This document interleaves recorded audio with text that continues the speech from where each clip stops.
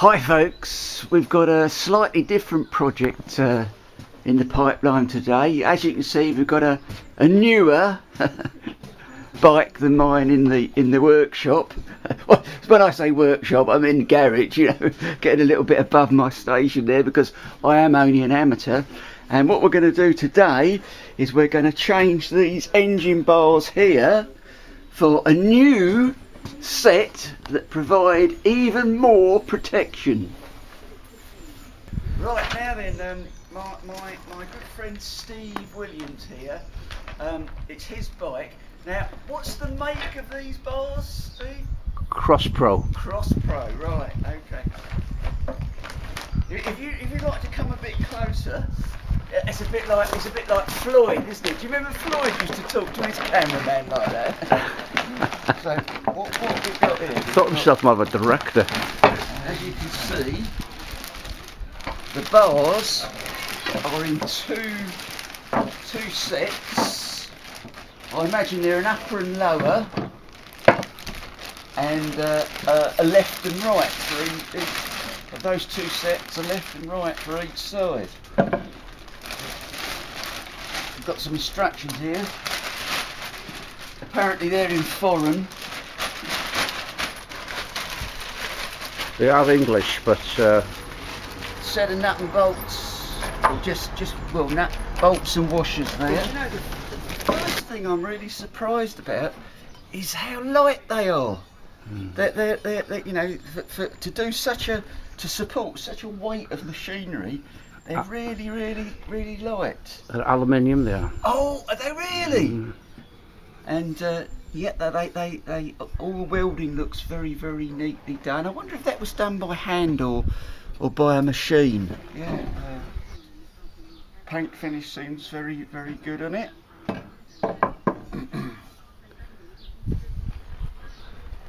Yeah. What's that there? Oh right, so that's. Oh right, so there's a difference there. That one has a lug on it. I think you need to come back a little bit, Steve. That's it. 2 foot is the minimum you're supposed to. Oh yeah, look, that's it. I can see that they'll join in the middle like that. Yeah. Right, okay, folks. We've stripped the old bars off the bike, and we've got some very good instructions here. If you're Portuguese, are they Portuguese? English. English version of Portuguese version of Yeah. English. They're not really much use to me anyway because I was away from school on the day we did English. Right, so what the instructions do say is you join the upper and lower bars together first of all. So we've got some little stainless steel socket screws here, which go into this little recess. Now, what Steve and I's plan is, what we're going to do is we're going to just do these bolts up loosely, so there's a little bit of flex, and then when we get all the bolts in position, we'll take them out and we'll put a bit of Loctite on and then tighten them up. And the reason we're thinking that's going to be good is that if we lock these up really tight, you might get a bolt that won't actually go into place, you know, and a little bit of hinging movement, if you like, will get all the bolts to line up. Got the bars together. Now, Steve, mate, just to refresh, who's the supplier of this, or who's the manufacturer of these fantastic? It's a Portuguese company. Yeah. And it's a Crosspro. Right. And they're an up-and-coming company. It's an aluminium alloy, which is quite lightweight. Yeah. And the whole idea is when you fit it, it's under tension that gives it this sort of strength. Yeah. Now, this particular bar and the fittings are for a 2008 to a 2012 GS BMW R1200 GS. There are other models for the newer and older ones. And over to you, John. Okay. Well, what we've got here, there's a slight difference between the left and the right. As you can see here, we've got a spacer which is actually welded on. The old bars had a loose spacer here, and a loose spacer, so that's a slight difference. And we need to position it just there. The other bars were actually joined on with this bolt here, but this is not going to be used this time. Just one bolt, this lower version, it goes into this little drilling and tapping here. Oh look, I can see what you're saying about the tension. There's going to be a little bit of fiddling and bending to. Oh no, maybe not. So you connect the next bar. That's it. We need the next bolt, Steve. No. Got me 6mm stainless steel bolt here. No washer supplied though, so it must be okay without a washer. I'm just going to put that in here, and it goes into the drilling and tapping on this upper part of the I think it's the frame actually, or maybe the engine. Oh, oh right, I think we're going to have to use the old bolts, because that is a difference. Or is it? Oh no, I'm talking a load of old baloney. That is actually the correct size bolt. And okay folks, we're on to the other side now. We've got this looks like that 10 or 12mm stainless steel bolt. This one does have a washer with it, and there's a little there's two spacers on this side, whereas there's only one on the other side. Okay.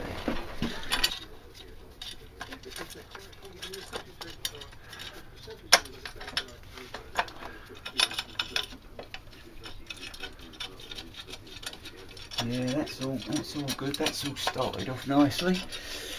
Right, I won't go too far. What I'll do is we've got the 10mm washer, 10mm stainless, 6mm stainless steel bolt here. Just changed over here to my 1/4 inch socket set, and I've got a universal joint on the end. Just hoping to get it in an angle here because of the fins on the cylinder head. I think that's going to be a 10mm socket. There we go. Now, it needs to go like.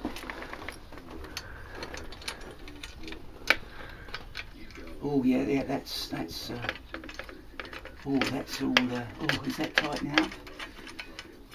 That's it. We're fully engaged. So here we've got M6 stainless steel cap screws, which fit into a really nicely machined counter bore, as opposed to a counter sink.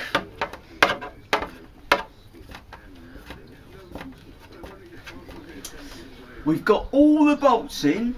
We've just got them virtually hand tight. What the guy said who actually sold the bars to Steve was, it might appear that the bolts and holes and drillings don't line up, but they do. You've just got to wangle it a little bit.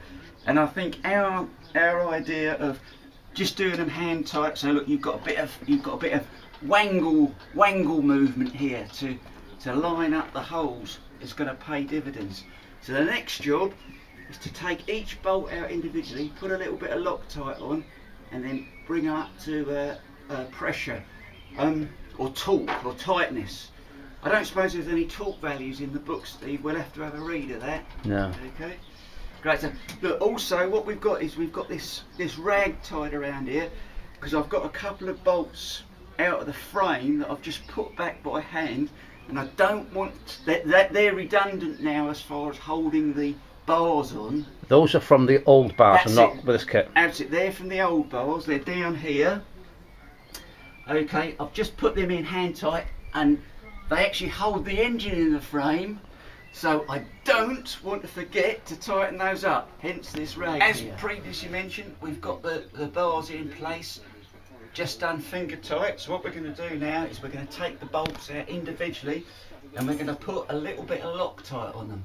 So I'm just going to withdraw this bolt here. Okay.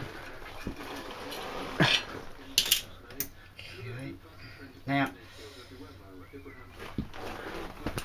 and a little bit of Loctite.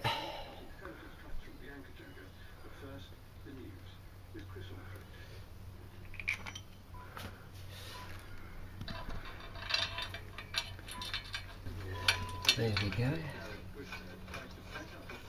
Okay, now I think even at this stage we need to leave them a little bit slack. Get all the bolts in with the Loctite on and then go around and tweak them all up. We've got the little 6mm bolt here, and earlier on I mentioned that it didn't appear to have any washers in the pack provided.